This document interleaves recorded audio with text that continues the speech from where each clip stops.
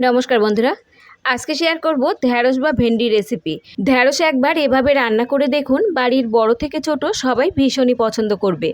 আর যারা ঢ্যাঁড়স খেতে চায় না তারাও কিন্তু চেটেপুটে খাবে। একবার এভাবে রান্না করে দেখুন, এটা গরম ভাতের সঙ্গেও যেমন খেতে ভালো লাগে, তেমন গরম গরম রুটির সঙ্গেও খেতে কিন্তু দুর্দান্ত লাগে। তো চলুন বন্ধুরা, আজকে রেসিপিটি দেখে নেওয়া যাক। তো ঢ্যাঁড়সের এই রেসিপি তৈরি করার জন্য আমি এখানে নিয়েছি 400 গ্রাম ঢ্যাঁড়স। আর ঢ্যাঁড়সটাকে প্রথমে আমি খুব ভালোভাবে ধুয়ে নিয়েছি। ঢ্যাঁড়সটা যদি কাটার আগে প্রথমে খুব ভালোভাবে ধুয়ে নেওয়া যায়, তাহলে কিন্তু ঢ্যাঁড়সের মধ্যে যে একটা লেদলেদে ভাব থাকে, রান্নার পর কিন্তু অনেকটাই কম হয়। আর ধুয়ে নেবার পর আমি একটা সুতির কাপড় দিয়ে জলটাকে খুব ভালোভাবে মুছে নিয়েছি। এবার এই ঢ্যাঁড়সগুলোকে আমাদের কেটে নিতে হবে। তো এখানে আমি ঢ্যাঁড়সগুলোকে ছোট ছোট টুকরো করে কেটে নিয়েছি। আর এরই সঙ্গে আমি কেটে নিয়েছি দুটো বড় সাইজের আলু। আলুগুলোকেও আমি ঢ্যাঁড়সের মতো করে ছোট ছোট টুকরো করে গোটা গোটা করে কেটে নিয়েছি। এবার এগুলোকে সাইডে রেখে দিচ্ছি। আর কড়াইতে আমি নিয়ে নিচ্ছি এখানে 2 থেকে 3 চামচ মতো সর্ষের তেল। তেলটা ভালোভাবে গরম হয়ে গেলে এর মধ্যে ফোড়নে দিয়ে দিচ্ছি আমি হাফ চামচ মতো কালো জিরে। আর এরই সঙ্গে দিয়ে দিচ্ছি আমি দুটো বড় সাইজের কুচানো পেঁয়াজ।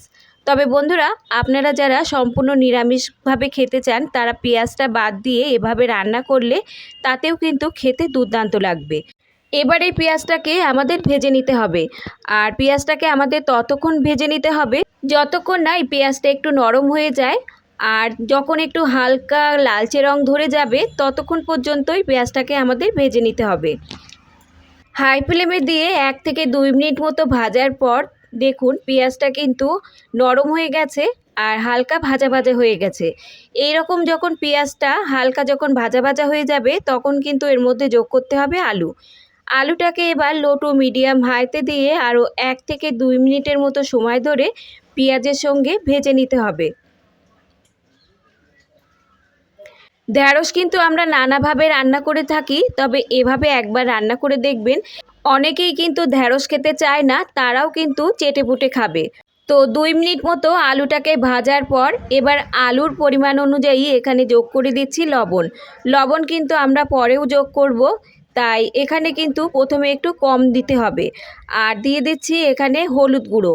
হলুদ গুঁড়োটা কিন্তু আমি হাফ চামচেরও একটু বেশি দিচ্ছি, কারণ এর পরে কিন্তু আমাদের এর মধ্যে ঢ্যাঁড়স যোগ করতে হবে। তাই হলুদটা একেবারেই একটু বেশি পরিমাণে এর মধ্যে যোগ করে দিলাম। এবার আলুটার সঙ্গে লবণ আর হলুদটা খুব ভালোভাবে মিশিয়ে নিচ্ছি। মিশিয়ে নিয়ে আমাদের 2 থেকে 3 মিনিটের মতো লো ফ্লেমে আলুটাকে ঢাকা দিয়ে রেখে দিতে হবে। আর আলুটা 2 থেকে 3 মিনিটের মতো ঢাকা দিলে আলু কিন্তু একদমই সিদ্ধ হয়ে নরম হয়ে যাবে।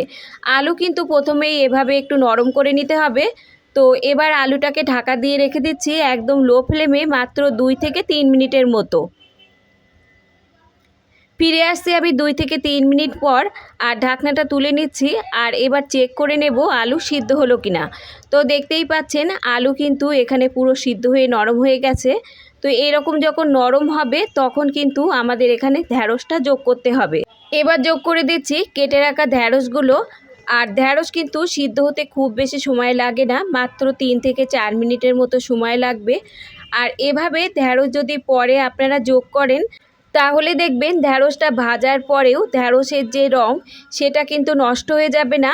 আর দেখতেও কিন্তু বেশ ভালো লাগবে। এবার এখানে যোগ করে দিচ্ছি আমি লবণ। ঢ্যাঁড়সের পরিমাণ অনুযায়ী এখানে লবণ যোগ করে দিচ্ছি। আর সাথে দিচ্ছি 4 থেকে 5টা কুচানো কাঁচা লঙ্কা। তবে ঝালের পরিমাণটা আপনারা যে যেমন খাবেন তেমন এখানে যোগ করে নেবেন। এবার লবণ আর লঙ্কাটা দিয়ে ভালোভাবে নাড়াচাড়া করে মিশিয়ে নিচ্ছি। হাই ফ্লেমে দিয়ে 1 মিনিটের মতো আলুর সঙ্গে ঢ্যাঁড়সটাকে ভেজে নিতে হবে। 1 মিনিট পর ভাজার পর একদম লো ফ্লেমে দিয়ে ঢ্যাঁড়সটাকে আমাদের 3 থেকে 4 মিনিটের মতো ঢাকা দিয়ে রেখে দিতে হবে। ফিরে আসছি আমি 3 থেকে 4 মিনিট পর। ঢাকনাটা তুলে নিচ্ছি। আর এই ঢ্যাঁড়সটাকে মাঝে একবার আমি ঢাকনা তুলে ভালোভাবে নাড়াচাড়া করে দিয়েছিলাম। তো দেখুন ঢ্যাঁড়সের রঙটা কিন্তু একদম পাল্টে যায়নি। ঢ্যাঁড়স কিন্তু সিদ্ধ হয়ে গেছে, অথচ ঢ্যাঁড়সের রঙটা কিন্তু যেমন তেমনই আছে। তো এবার আমি চেক করে নেব যে ঢ্যাঁড়সটা ভালোভাবে সিদ্ধ হলো কিনা। তো দেখুন ঢ্যাঁড়স কিন্তু এখানে খুব ভালোভাবে সিদ্ধ হয়ে গেছে। আর এভাবে যদি আপনারা ঢ্যাঁড়স ভাজা করেন তাহলে ঢ্যাঁড়সের কিন্তু রঙটাও নষ্ট হয়ে যাবে না, আর খেতেও কিন্তু বেশ দুর্দান্ত লাগবে। এবার এই ঢ্যাঁড়সের মধ্যে আমি যোগ করে দিচ্ছি 1.5 চামচ মতো পোস্ত। তবে পোস্ত দানাটা আপনারা ইচ্ছা মতো আপনাদের কম বা বেশি করে এখানে যোগ করে নিতে পারেন। পোস্ত দিয়ে লো টু মিডিয়াম হাইতে আরও 1 থেকে 2 মিনিটের মতো আমাদের ঢ্যাঁড়সটাকে ভাজা করে নিতে হবে। তো ঢ্যাঁড়সটা আরও 1 থেকে 2 মিনিট মতো ভাজার পর এবার ফ্লেমটাকে অফ করে দিচ্ছি। আর দুর্দান্ত স্বাদের এই ঢ্যাঁড়স আলু ভাজা কিন্তু আমাদের একদমই রেডি। তো এভাবে একবার আপনারা রান্না করে দেখুন। এটা গরম গরম ডাল ভাতের সঙ্গেও আপনারা সার্ভ করতে পারেন, কিংবা গরম গরম রুটির সঙ্গেও সার্ভ করতে পারেন। খেতে কিন্তু দুর্দান্ত লাগবে। এবার আমি ঢ্যাঁড়সটাকে অন্য একটা পাত্রে তুলে নিচ্ছি, আর এটাকে আমি আজকে ডাল ভাতের সঙ্গে সার্ভ করব। গরম গরম ডাল ভাতের সঙ্গে যদি এরকম একটা ঢ্যাঁড়স আলুর ভাজা থাকে তাহলে কিন্তু আর কিছুই লাগবে না। তো বন্ধুরা, আজকের রেসিপি যদি আপনাদের ভালো লাগে তাহলে লাইক শেয়ার কমেন্টের সাথে সাথে চ্যানেলটাকে সাবস্ক্রাইব করে রাখার অনুরোধ রইল। আজ তাহলে এই পর্যন্ত বন্ধুরা, দেখা হবে অন্য কোনো রেসিপির সঙ্গে। ততক্ষণ সুস্থ থাকবেন, ভালো থাকবেন, আর রেসিপিটি দেখার জন্য সকলকে ধন্যবাদ।